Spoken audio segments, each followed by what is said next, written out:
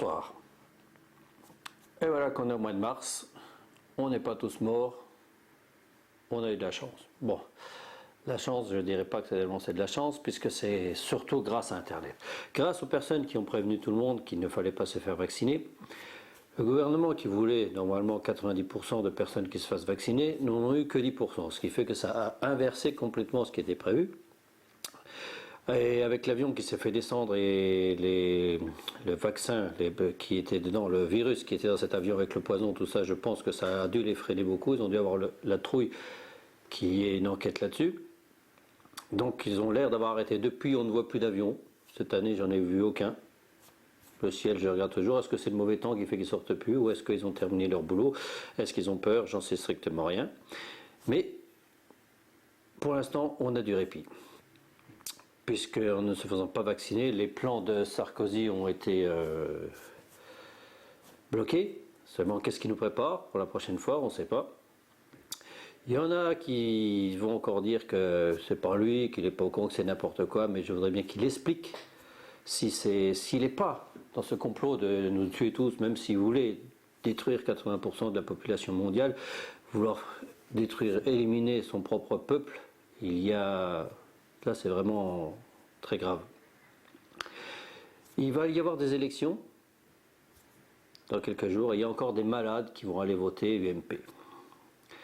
Sachant que le président de la République, qui est fondateur de l'UMP, est accusé de mensonges, de vol, de génocide mondial, et la chose la pire que, je ne sais pas si un pays a déjà entendu ça, mais de haute trahison. Le président de la République française est accusé de haute trahison. Naturellement, qui va avoir le courage d'aller lui dire.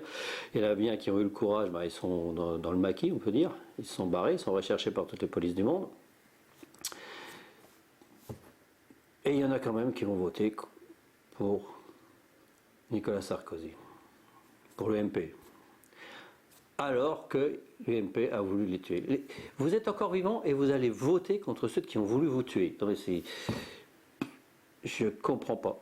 Je ne comprends pas comment il pourrait y avoir encore une seule personne dans ce monde qui va oser voter pour quelqu'un qui est pour l'UMP. Toute personne allant voter pour l'UMP sera donc complice du génocide mondial qui est prévu. Et on va se retrouver comme pendant la guerre de 40, c'est-à-dire que ça voudra dire que toutes les personnes qui sont à l'UMP vont dénoncer tous ceux qui ne le sont pas pour se retrouver dans les camps de concentration. C'est-à-dire que, évidemment, si vous êtes pour l'UMP parce que vous avez la trouille ou vous voulez être du bon côté pour ne pas vous faire zigouiller, rêvez pas. Et ceux qui ne vont pas mourir, qui ne vont pas se faire tuer, ceux qui ne vont pas se retrouver dans le camp de concentration, quand le jour viendra qu'ils auront décidé de faire la loi martiale, que vous soyez de l'UMP ou pas, vous y aurez droit comme tout le monde, sauf si vous vous faites implanter la puce comme ils l'ont prévu.